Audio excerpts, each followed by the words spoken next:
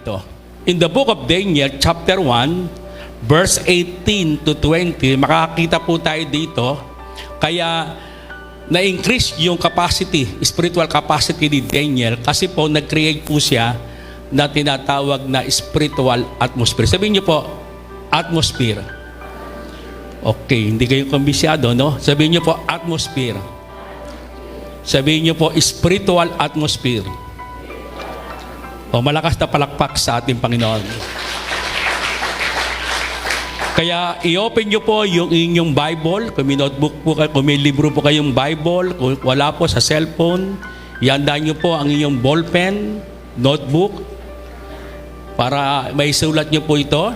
Mahalaga po na nagsusulat po tayo sapagkat sa una pa man, mula sa Old Testament and New Testament, kaya may Bible po, marami pong mga mananampalataya ang nagsusulat po sa mensahe ng Panginoon. Malay nyo, kung hindi pa darating ang Panginoon, kayo po ang next generation na magsusulat po ng panibagong Bible. Amen ba?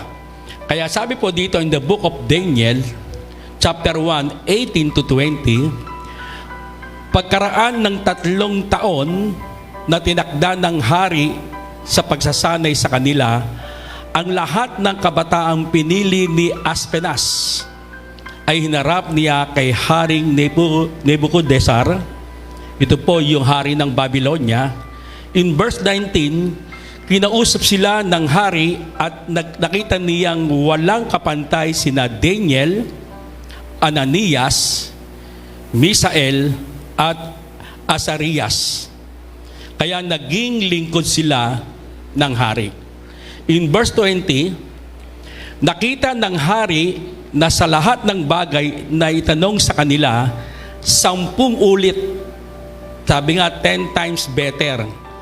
Sabi ito, 10 ulit na mas mahusay at magaling sila kaysa sa mga salamangkero at mga enkantador ng Karyan. Tayo po yumuko at tayo po ay manalangin sa ating Panginoon. Amen. Sabihin niyo po sa inyong katabi, may gagawing kaiba sa iyo ang Diyos. Malakas na palakpak sa ating Panginoon. Ako po ay 25 times ko na po nabasa po yung the book of Daniel. Kung makikita po natin, si Daniel ay kilalang kilala po pagdating po sa salitang pananampalataya. At dito po sa book of Daniel, kay Daniel, sa karakter po ni Daniel, pinakita po dito ng Diyos yung tinatawag na from zero to hero. Makikita po natin sa pagiging ordinaryong tao niya, naging extraordinary siya. Nagkaroon po siya ng promotion. At dito po sa book of Daniel, hindi madali po ang buhay po nila. Sila po ay alipin ng Babylonia mula sa Jerusalem sa Israel. Amen? Dinigma ang Jerusalem ng Babylonia.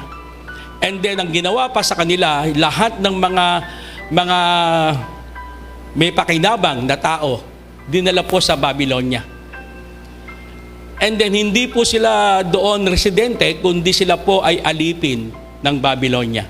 Pero praise God, the moment na tayo po ay gumawa ng spiritual atmosphere, meron pong mangyayari.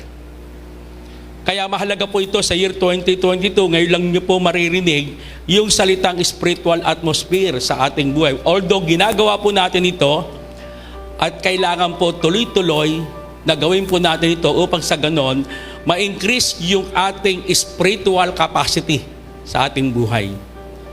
Hindi po aksidente sapagkat kailangan talaga ma-increase po natin yung spiritual capacity sapagkat, mga kapatid, tuloy-tuloy pa rin ang pandemic, ang COVID-19.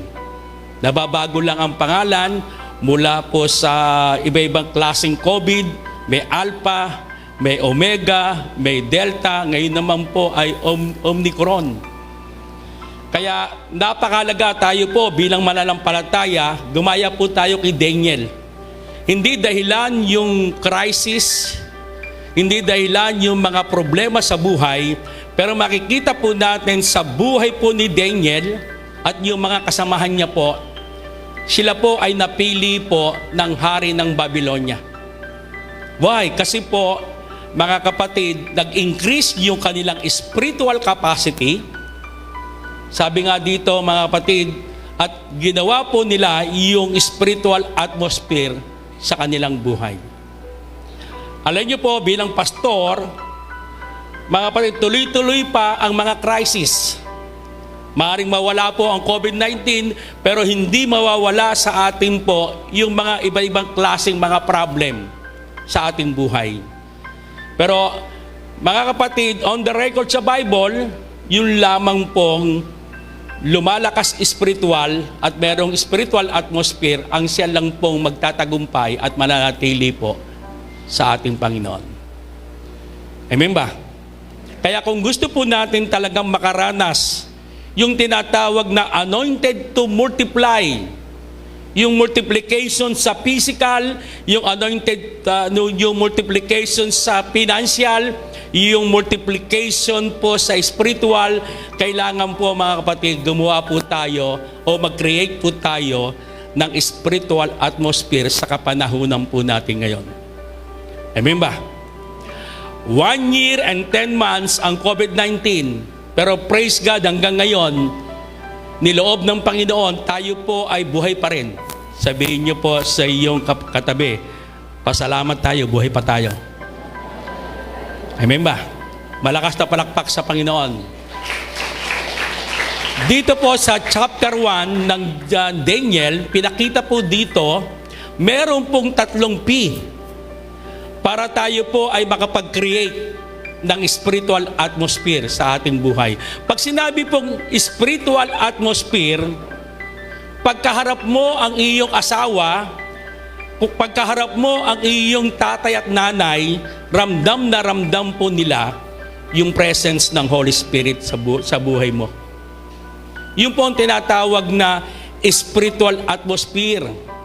Hindi ka pa nagsasalita, amen, presensya mo pa lang, ramdam na ramdam ng mga kaibigan mo, yung mga kabarkada mo, lumalayo sa iyo kapag gumagawa sila ng kasalanan. Why?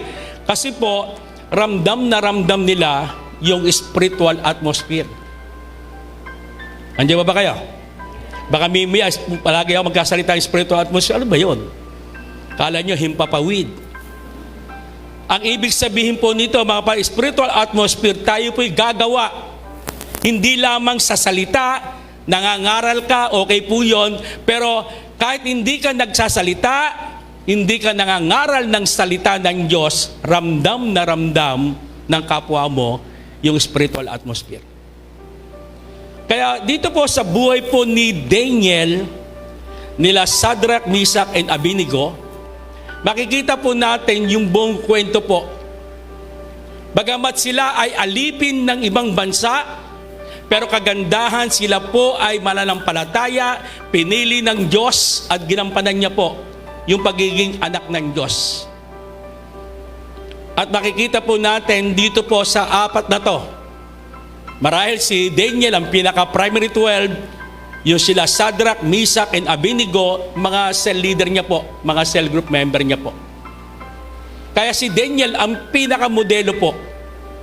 Kaya nga na-highlight nung kanyang pangalan.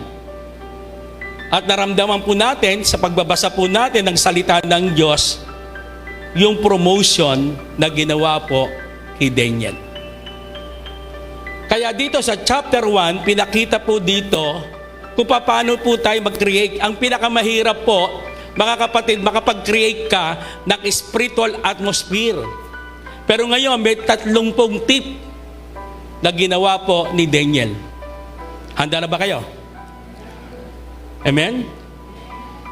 Para sa ganon, pagkatapos ng mensaheng ito, maging sa online ngayon, excited po sila, and then pagkatapos po nito, mag-create po tayo ng matinding spiritual atmosphere sa lugar po natin.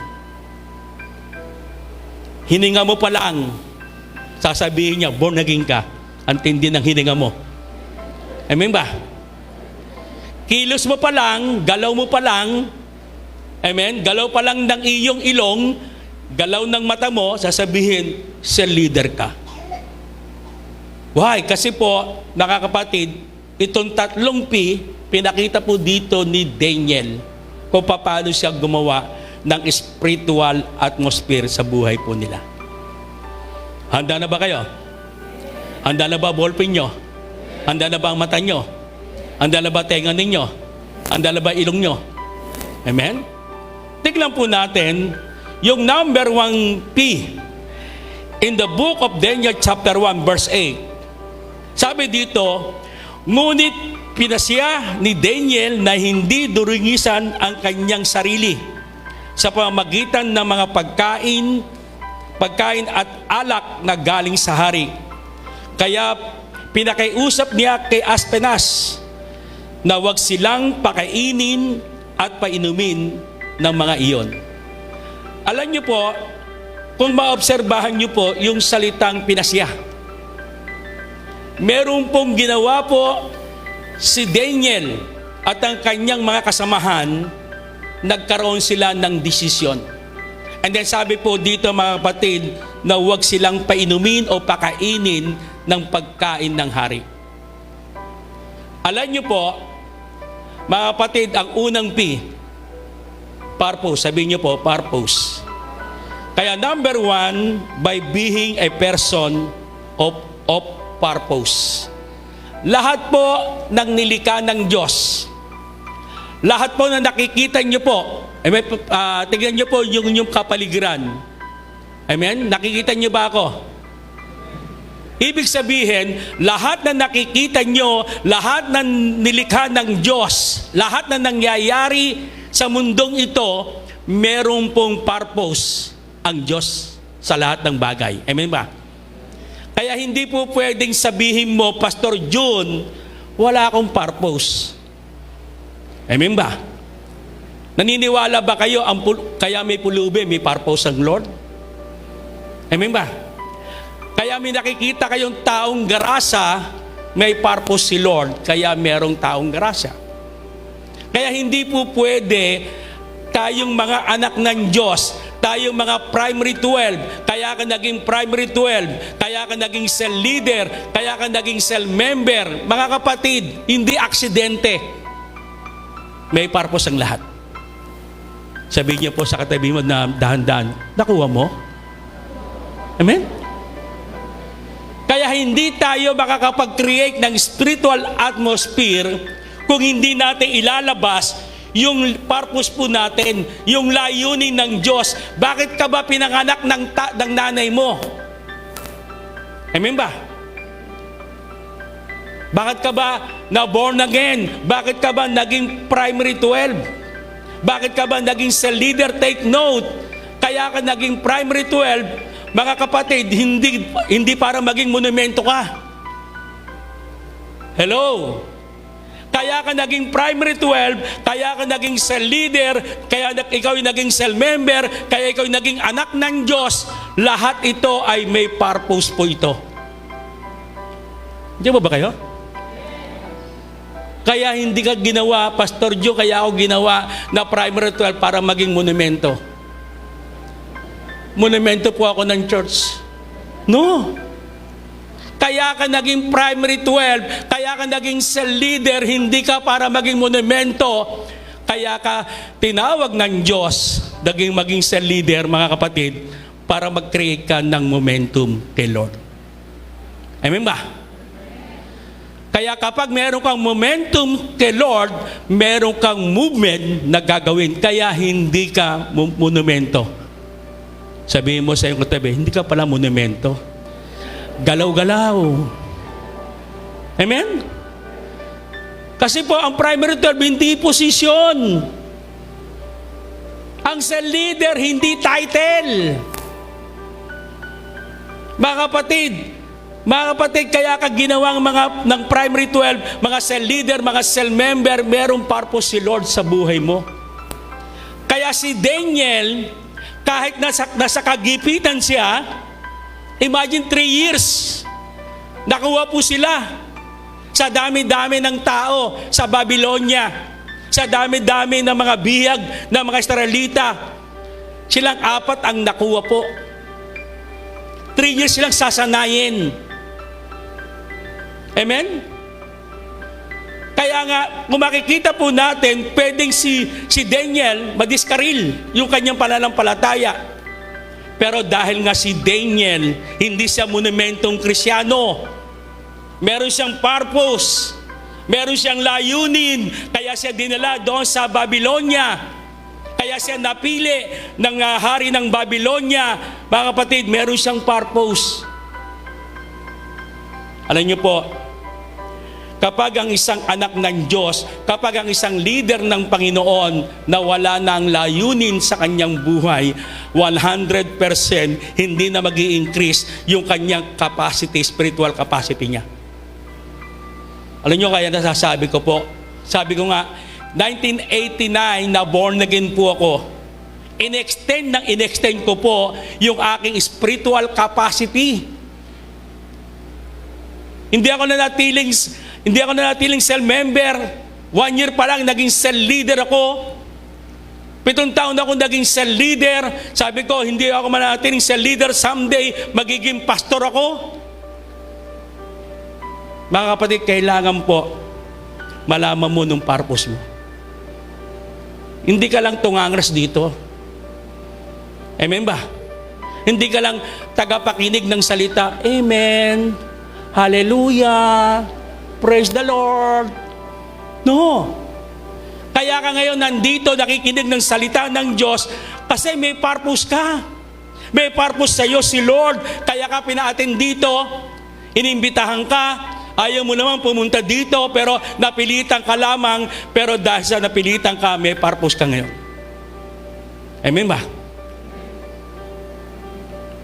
Kaya nga, mga kapatid, creating spiritual atmosphere by being a person of purpose. Kaya sabi ni siguro nabalita ni Daniel, ni Shadrach, Meshach, Abednego, pakakainin tayo ng ham. Sarap niyan. Amen? Pagkakainin tayo ng lechon de leche. Ang sarap niyan. Painumin tayo ng Starbucks tuwing umaga. Pero sabi ni Daniel, tayo muna, may purpose tayo. Kaya sabi dito, nagpasya sila na huwag kumain, mga kapatid, ng pagkain ng hari. Andiyan ba kayo? Para sa ganon, hindi sila makompromise. Kaya, para tayo maka-create, sino ditong gustong-gusto talaga? Excited, Pastor! Excited na ako mag-create na spiritual atmosphere. Taas ang kamay. Mga kapatid, kailangan ilabas mo yung purpose mo. Kaya sabi dito sa wikang English, but Daniel was determined, sabi nga, determined not to defile himself. Alam niyo po, yung salita po dito sa English, kaya ginawa ko English, determined. Kaya kapag meron kang purpose, mga kapatid, number 1, determination to follow God. Si Daniel, kaya makikita po natin, meron siyang purpose kay Lord, determinado siyang sumunod sa Diyos. Baliwala sa kanya yung mga masasarap na pagkain.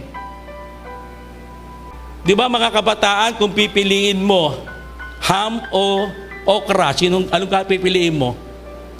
100% pipiliin mo ham. Amen, nasa harap ka ngayon, amen, nakalagay dyan, mineral water versus Starbucks. Anong pipiliin mo? Amen? Alam mo, ito mineral water, ito Starbucks, sabihin mo, pipili, ahawak mo, Starbucks. Amen ba? Kaya, being a person of purpose, kailangan meron kang determinasyon to follow God. Kaya minsan nawawala ang purpose mo kasi ayaw mong sumunod. Ang gusto mo, sila ang sumunod sa iyo.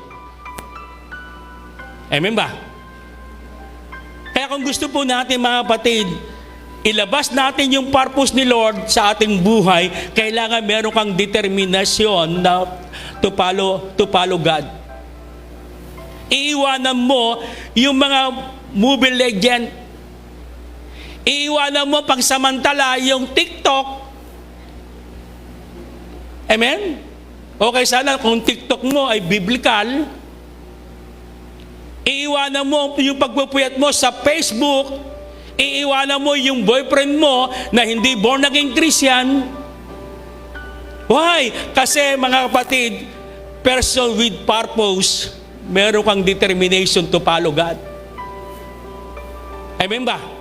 Kaya sabi doon, pinasaya ni Daniel, amen, huwag silang kumain ng pagkain ng hari. Imagine mga kapatid, on the record, gulay lang ang kanilang kinain within 3 years. Ang hirap nyon. Gulay sa katubig. Walang alak. Kaya, yung mga anak ng Diyos, taas ang kamay, meron ditong purpose kay God. Taas ang kamay. Dapat meron kang determination to follow God. Hanggang kamatayan to.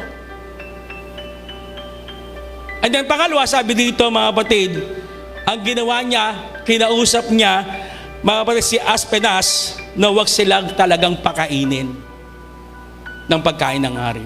Alam niyo po, pangalawa, by being person with purpose, sabi ito, willingness to put God first. Sabi nga, inuuna ang Diyos kaysa sa ibang bagay. Inuuna ang Diyos kaysa sa kanyang pangarap, sa kanyang karir. Inuuna ang Diyos kaysa sa kanyang puso. Inuuna ang Diyos kaysa sa kanyang boyfriend, girlfriend. Inuuna ang Diyos kaysa sa mga Facebook, nagpupuyat siya sa Facebook. Alam niyo po, inuuna ang Diyos para sa lahat. Inuuna ang cell group, inuuna ang simba kaysa sa pera, kaysa sa negosyo. Kaya kapag meron kang purpose sa God, willingness to put God first. Inuuna, si Daniel, inuna niya po yung Diyos, yung kaharian ng Diyos.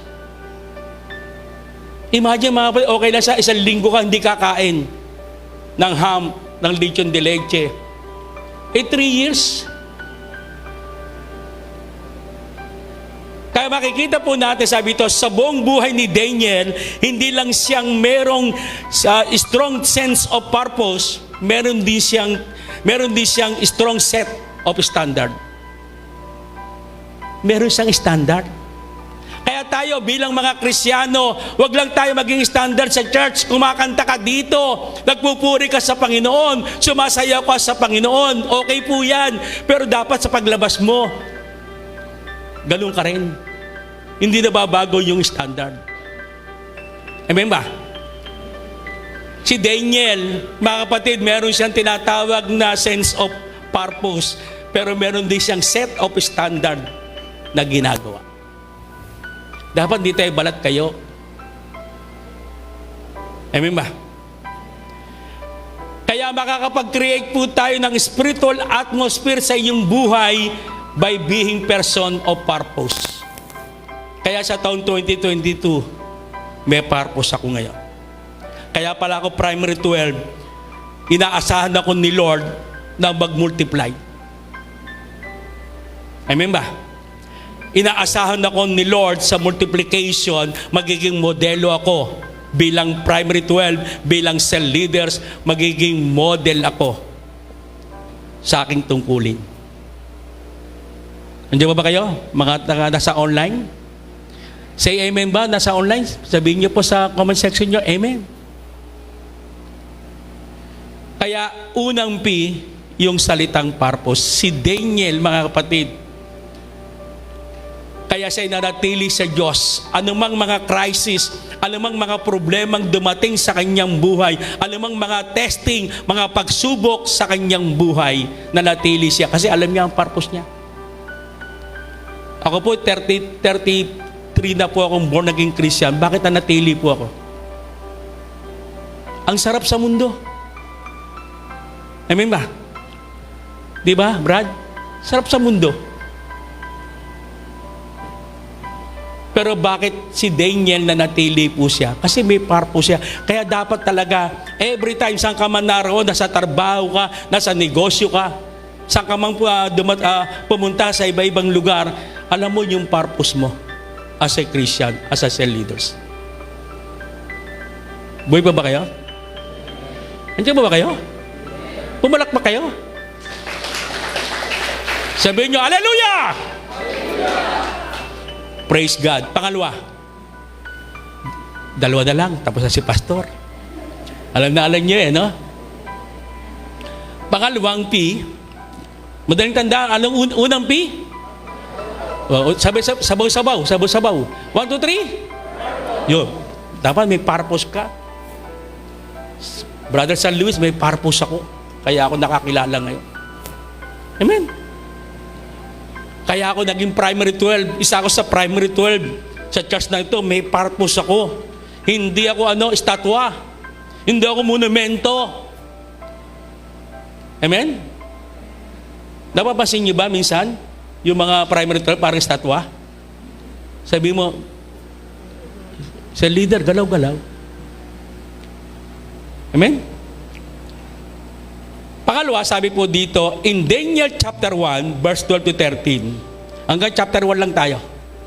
Kaya kami Bible ko hanggang chapter 1. Daniel chapter 1, verse 12 to 13. Pakiusap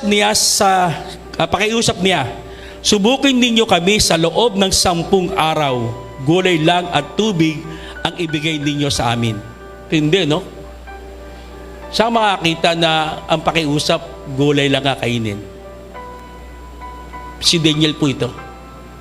And then sabi ito, verse 13, pagkatapos, ihambing ninyo kami sa mga kasing edad namin na pinapakain ninyo ng pagkain bigay ng hari at gawin ninyo sa amin ang nararapat. Dito po ako na-amix Amen? Si Daniel at ang kanyang mga kasamahan, si Shadrach, Meshach, Abednego, lumapit kay Aspenas. Sabi niya, nakiusap sila, ang kakainin lang nila gulay. Although delikado po ito. Pero sabi niya, within 10 days, kapag walang reaksyon, walang resultang nangyari, gawin nyo na ang nararapat sa akin. Alam niyo po, ang ibig sabihin po nito, mga kapatid, pangalawang P, Unang P, Pangalawang P ay principle. Amen? By being a person of principle. Lahat po tayo, bilang tao, meron tayong prinsipyo. Meron tayong principle na ginagawa. Ito man ay tama o mali, ginagawa po natin ito. Kaya kung makikita po natin, si Daniel, meron siyang spiritual principle. Meron siyang principle na galing sa Diyos. Siguro, dahil nga si Daniel ay araw-araw na nag-devotion, nakakausap niya si Lord, and then, siguro narinig niya, huwag kakakain ng pagkain ng hari. Dahil nga alam niya yung principle ng Diyos, sinunod niya po ito. Kaya dito po, para tayo ay makapag-create ng spiritual atmosphere, kailangan po person of principle ka. Pag sinabing principle, lahat ng sinasabi ng Bible, lahat ng inuutos ng Bible, meron pong principle po ito. Kaya makikita po natin, mikis sa lumang tipan na nabasa niyo po, amen? Pwede po natin gawin ito by principle sa bagong tipan. Alam mo ng kautusan, kahit na tayo po, halimbawa, bakit sinabi ng Bible, bawal kumain ng baboy, kasi may principle po ito. Kaya pwede natin gawin ito, na hindi tayo kumain ng baboy, o kaya minom ng dugo. Kasi may principle po. Alam natin yung principle, sinasabi ng Bible, sinasabi ng mga scientists, o kaya ng mga doktor, na ang baboy ay marumi. Kaya kailangan, kung gusto po natin mag-create ng spiritual atmosphere, kailangan by being person of principle. As a Christian, as a cell leaders, meron kang principle. Kaya dapat talaga, huwag kang makompromise sa buhay mo. Kaya pag sinabi pong person of principle, number 1, stand firm and refuse to compromise your conviction. Kaya kapag ang isang mananampalataya ay merong principle na ginagawa, alam niyo po, nagiging stand firm po siya. Nire-refuse niya yung mga compromise para sa kanyang conviction. Hindi po pwede kahit kabarkada mo, kaibigan mo, nagyoyosi, umiinom, kaunti lang.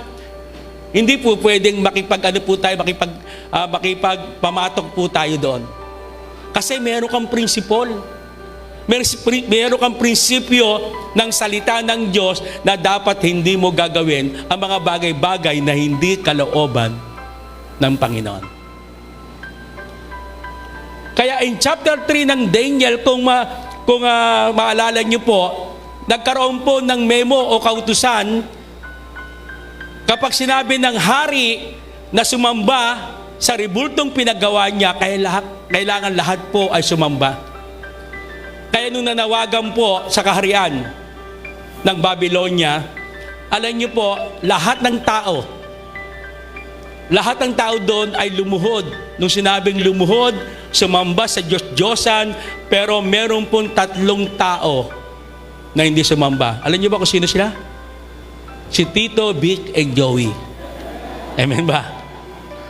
Yung Tito, Vic, and Joey, ito po si Meshach, Shadrach, and Abednego.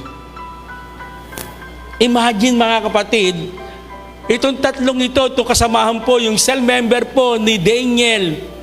Amen? Kahit alam po nila na kailangan sumamba sa Diyos-Diyosan, on the public, ang lahat ay lumuhod, pero yung 3 ito, nanatiling nakatayo. Tindi nito. Siguro baral kung nandoon ka, kaya nandoon ako, unti-unti luluhod ako. Amen? Mamamatay ako eh. Pero itong 3 ito, sila Tito, Vic, and Joey, nanatili po siyang nakatayo. Kaya nagtinginan sa kanila ng mga katabi niya, patay kayong bata kayo. Galit na galit nung hari. Amen? Anong ginawa? Pinapunta. Yung 3 ito, sila Shadrach, Meshach, and Abednego, pinapunta sa hari. Sabi niya, totoo ba hindi kayo lumuhod? Kasi ang daming tao eh. Opo. Hindi niyo ba alam na pwede kayong parusahan? Kaya nagalit nung hari. Sabi nga nung 3 ito, okay lang po kung anong gusto niyo po, mahal na hari, ay gawin niyo po. Lalong nagalit. Why? Kasi may prinsipyo po sila. Meron siyang prinsipyo na sila ay anak ng Diyos. Hindi sila pwedeng mag-compromise. Amen? Kaya sabi pa nila, okay lang po, iagis niyo kami sa pugon. Ang sabi pa ng hari, 7 times. Kasi ako naniniwala, yung pugon, 100 degrees centigrade na po yun, Celsius. 100 degrees Celsius. Ano po ang boiling point ng water? Boiling point ng water? 100 degrees centigrade. Ginawa po ng hari sa galit 7 times. Kung 7 times, ilan na po? Sister Ara, ang init. 700 degrees Celsius. Alam niyo po, pag 700 degrees, yung mga taong namamatay sa cremation, sabi doon, 700 degree Celsius po ang kailangan. 1 oras at kalahati, abo. Amen? Isipin niyo po, ihahagis ka. Pagkahagis sa'yo, 1 oras at kalahati, o kaya 1 oras lang, and then hihintayin yon, magiging abo ka. Pero sabi po ng 3 ito, okay lang po, ihagis niyo po kami. Kung kami po ay hindi iligtas ng aming Diyos, kailang. Hindi. Why? Kasi po meron silang principle ng salita ng Diyos. Hindi sila pwedeng mag-compromise. Tayo, kaunti lang tayo yakagin ng ating kaibigan. Amen? Alam mo nang meron kang girlfriend, nanliligaw ka pa rin. Hello? Kaya kapag nabalitaan niya ng girlfriend mo, magagalit sa iyo. Walang matutuwang girlfriend, amen, yung boyfriend niya nanliligaw sa ibang babae. Meron bang matutuwa, Sister Ara? Ha, galing na boyfriend ko nanligaw. Amen. Andiyan ba kayo? Pasensya ka na, Ara, ikaw lang may boyfriend ka ba o wala na? Amen. Andiyan ba kayo? Alam nyo na, walang tinatawag na extramarital sex. Ang extramarital sex, hindi ginagawa po yan na hindi mag-asawa. Wala kang principle. Okay lang, uso naman eh. Buntis muna bago walang kasal. Tayo po may principle. Hello? Kaya maganda pa nung kultura ng mga Pilipino, sa mga Pilipino. Di ba sa mga Pilipino, yung unang panahon ng mga lola ninyo, bago manligaw ang lalaki pupunta sa bahay, maghaharana, sasabi, "O ilaw, sa gabing madilim." Meron bang madilim na maliwanag? Amen? Dudungo naman ng babae, wow! Di ba inaharana muna nung unang mga lolo at lola ninyo? Bago po manligaw mga ilang taon, bago sagutin, kaya pagdating ng sagot ng isang taon, mga isang linggo, kasalan na. Walang sex. Amen? Ako naabutan ko pa yun eh. Ang timano, sabi ko, pag ako'y nakapag-asawa, gusto ko talaga ako lang ang nakauna. Uso pa ba ngayon yun? Amen? Jenica, uso pa ba ngayon yun? Amen? Dapat uso pa rin kasi Kristyano tayo eh. Amen? Yung mga generation na pumasok ito kabataan, dapat ipauso ninyo. No touch, no kiss, habang walang kasal. Dapat si Pastor June ang magkakasal sa atin, hindi si Mayor. Amen? Andiyan ba kayo? Hindi ata lang, baka si Mayor, may dalawang asawa, papakasal siya. Transferring spirit po yan. Doon ko na sasigurado, may love gift kay Pastor eh. Andiyan ba kayo? Dapat ng principle. Kaya yung tatlong ito, amen, si Shadrach, Meshach, Abednego, hindi sumamba. Kamatayan. Pero hindi sila sumamba. Hinagis sila sa pugon na 7 times ang init. Tanong ko sa iyo, naabo o nabuhay? Nabuhay eh. Totoo po ito. Mga kapatid, pwedeng mangyari po sa atin ito. Kapag tayo po, being person of principle, magkakaroon po tayo ng spiritual atmosphere. Amen ba? Kaya sabi ko nga, someday pwedeng mangyari sa munisipyo, wala na kasi mga pastor doon nagba-Bible study. Mas maganda ang gawin ko, kung loloobin ng pagpupunta ko doon sa loob, doon sa munisipyo, sisigaw ko para si Juan Bautista, "Magagsisi kayo! Tuwirin nyo ang daan ng Panginoon!" Amen ba? Kasi minsan, nako-compromise. Pwede bang mangyari? Tayo po as a Christian, may principle po tayo ng salita ng Diyos. Pag sinabi ng Bible, ikaw babae, yung asawa mong lalaki, magpasakop ka. Kaya mo ba yun? Pasakop? Millennial na ngayon eh. Sinabi ng Bible, ikaw lalaki na may asawa na ngayon, kasal ka na kay Pastor June, kaya mo bang ibigin mo lang asawa mo? Pwede ba yun? Matindi si brother na Benji ah. Siguro wala asawa niya dyan. Amen? Sabi ng principle ng Bible, ikaw lalaki, wala kang ibang iibigin na. Kapag kinasal ka na, wala ka nang liligawan. Lalo na pag Kristyano ka. Amen ba? Yung Kristiyanong lalaki, lalong gumagandang lalaki. Kaya po ako lagi po nananalangin ako paglabas ng bahay, Lord, papangitin mo ako sa lahat ng babae. Ano tingin niyo po sa akin? Pangit eh. Amen. Pero pag ako lumabas na, punta ako sa asawa ko, papunta na ako sa bahay, Lord, papoguin mo ako sa aking asawa. Pag punta ako sa asawa, papogi mo ha. Answer prayer na naman ako. Kaya hindi ako natutokso. Kung sino dito nagpe-pray, Brother Benji nagpe-pray, Lord, papangitin mo ako sa lahat ng babae na makakaharap ko. Ang tingin talaga, pangit si Pastor, ay ako. Andiyan ba kaya? Kasi may principle. Kaya yung may mga asawa, announcement, yung may mga asawa, mga kapatid, kinasal ka na sa asawa mo, wala ka ng ibang liligawan. Wala dito may mga asawa lang, si Brother Benji lang, saka si Brother Bong. Eh si Brother Bong, estatuan naman yan, hindi naman maliligaw yan eh. Amen. Andiyan ba kayo? Wala dito mga lalaki. Oh, si Brother Dan, ang gandang lalaki nito, si Brother Dan. Ewan ko lang kung nagpe-pray yan. Kasi pag ako timitigay, magandang lalaki, ewan ko lang, tingin niyo ba kay Brother Dan, pangit? O pangit, kasi nagpe-pray din yan, Lord, maging pangit ako. Paglabas ko ng bahay, makita ko ng babae, ako ay hindi macho, payat ako. Kaya pagtingin, ay, no pansin kay Brother, Kaya pag pray ka, Brother Dan, sabihin mo, Lord, sa tingin ng mga babae, payat ako, wala akong figura. Pero pag uwi mo sa bahay, Lord, magandang lalaki ako sa aking asawa. Amen? Kasi itong aking muka, amen, iniisipin ko po sa asawa ko to. Iniingatan ko to. Amen, sa asawa ko lang. Amen, kaya kayo magtaka, bakit si Pastor? Eh, sa asawa ko lang to eh.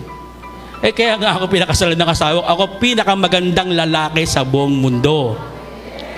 Amen ba? Kaya yung mga binata dito, pangit pa kayo. Wala pa kayong asawa. Amen ba? Eh, Pastor John, may girlfriend ako. Eh, baka sinasamantala ka lang niya kasi meron kang pera. Kasi wala pang siyang pang Jollibee, wala siyang pang Starbucks, malilibre siya. Amen ba? Kaya kapag nag-asawa kayo, ikaw ang pinakamagandang lalaki sa asawa mo. And then, pagkakaanak kayo, yun na, mga anak, ang gandang lalaki ng dadadi, ang gandang lalaki mo, penging baon. Pero pag walang baon, hindi ka magandang lalaki. Eh, si Jenny ka nga, pag nimingi sa akin, dati ang pogi mo, pero 1,500. Ang mahal ng gandang lalaki, no? Andiyan ba kayo? 1,000. Pag humingi niya, ang gandang lalaki ng daddy ko, Daddy, kailangan ko ng 1,000. Kaya lagi dapat, pag sinabi ni Jenny ka na magandang lalaki ako, ready na 1,000 ko. Amen? Kaya kailangan being person of principle. Amen? May prinsipyo dapat kayo. Andiyan ba kayo? Take note, yung mga binata dito, kapag manliligaw ka, isa lang. Amen? Yung mga babae naman na may boyfriend, huwag ka na magpaligaw. Eh, Pastor John, sayang ang Jollibee, sayang ang Starbucks, sayang ang flower. Eh kung hindi mo gusto, sabihin mo na kagad, kaysa naman bumuli pa yan ng mamahaling mga regalo sa iyo. Pwede mo sabihin mo, ay, Brad, pasensya ka na, huwag ka na magregalo. Amen? Kasi, busted ka sa akin eh. Amen? Kay Pastor Joe mo na lang ibigay. Oh, very good. Amen ba? Kaya, by being person of principle. Naunawan niyo ba? Si Daniel, saka yung si Shadrach, Meshach, kahit mamatay po sila, mga kapatid, hindi nila pagpapalit yung prinsipyo ng Diyos sa kanila. Hindi, no? Another, tatapos din si Pastor. Pangatlong P, o sino manghuhula? Amen? Baka nilistan nyo na yun, no? Sino pwedeng manghula? Taas sa kamay, ang isang P. Bibigyan ni Brother Benji ng 500. O hula, pero na media. Palagay nyo, isang P na lagi natin ginagawa. Okay. Number 1, pangatlo, in Daniel chapter 2, verse 18, hiniling niyang sama-sama silang manalangin sa Diyos na kalangitan tungkol sa hiwagang iyon upang hindi sila patayin na kasama ng mga matatalinong tagapayo ng Babylonia. Alam niyo po, pangatlong P, prayer. Sabi nga, by being a person of prayer. Si Daniel po, on the record ng Book of Daniel, kahit na po bawal manalangin, nagkaroon ng batas doon kapanahonan po ni Daniel, na-promote na po siya doon. Another promotion ang binigay sa kanya ng hari, na inggit ng mga kasamahan niya po, yung mga hindi Israelita. Anong ginawa po nila? Nagpaano po ng batas na kailangan po wala silang sasambahin kundi nung Diyos-Diyosan ng ribulto ng ginawa ng hari. Pero makikita po natin si Daniel po a person of prayer. Kaya in Daniel chapter 6, yung nabalitaan po niya na merong batas na hindi ka na pwedeng manalangin sa ibang Diyos, alam niyo po, ang ginawa ni Daniel, hindi lang silang nanalangin na isang araw, ay isang beses sa isang araw. Anong ginawa niya pa? Bawal na ginawa niya pang 3 beses siyang nananalangin. Why? Kasi po, mga kapatid, yung person of prayer nakakapag-produce o nakakapag-create ito ng spiritual atmosphere sa kanyang buhay. Amen ba? Sabi nga dito, like Daniel, we need to kneel in prayer to demonstrate our humility. Kaya kailangan tayo manalangin katulad ni Daniel para ipakita sa Diyos, sa harapan ng Diyos, ng punong-puno ka ng kababaang loob. Hindi ka matalino, hindi ka magaling, hindi ka mayaman, kaya ka nagpe-pray para ipakita mo sa Diyos ng punong-puno ka ng kababaang loob sa ating Diyos. Kaya yung mga Kristiyano, yung mga leader na ayaw manalangin, nagmamataas sa Diyos. Amen ba? Kasi po ang panalangin po natin, pinapakita mo sa harapan ng Diyos, Lord, mababa ako sa iyong harapan, hindi ko po kaya. Kaya si Daniel, every day, 3 times a day, nananalangin po siya sa Panginoon para ipakita niya na siya ay punong-puno ng kababaan, wala siyang magagawa kung walang Diyos sa kanyang piling. Kaya magagawa po natin makapag-goal ang mga primary 12, makaka-8 cell leaders to 2022. Ang mga 144, makaka-4 na cell leaders. Why? Kasi po through prayer, hinahumble po natin. Lord, hindi ko po kaya, mga Panginoon, ako po ay nagpapakababa, makakaya niyo po ako po ay makapag-goal ng 8 cell leader sa aking network.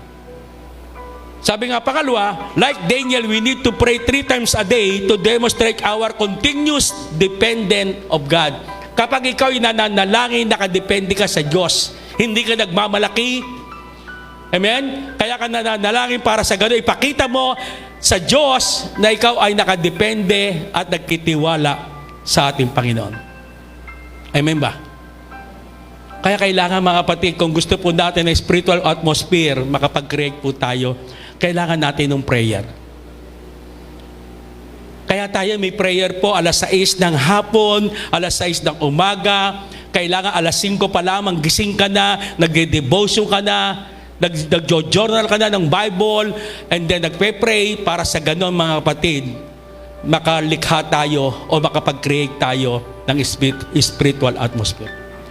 Ladies and gentlemen, mga kapatid, sila Daniel, Shadrach, Meshach at Abednego, hindi nabigo po siya. Kaya naalala po natin yung mga 4 na taong ito. Why? Kasi po, mga kapatid, hindi sila nabigo, nagtagumpay po sila. Kahit sa gitna ng crisis, kahit sa gitna ng mga opposition sa kanilang buhay, pero nag-create po sila ng spiritual atmosphere sa kanilang buhay sa pamamagitan po ng purpose. Pangalawa, principle. Pangatlo is prayer. 3 piyan. Are you blessed? Nakuha niyo ba? Kaya kailangan po, kung gusto mo talaga natin ma-increase yung capacity ng spiritual po natin, kailangan mag-create po tayo ng spiritual atmosphere sa buhay po natin.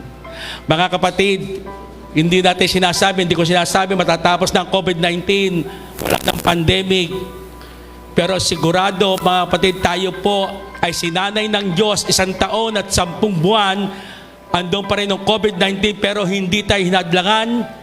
Hindi tayo nahadlangan ni Satanas na hindi tayo mag-cell group, na hindi tayo mag-evangelize, na hindi tayo mag-disciple, na hindi tayo mag-schooling. Why? Kasi sinanay po tayo ng Panginoon.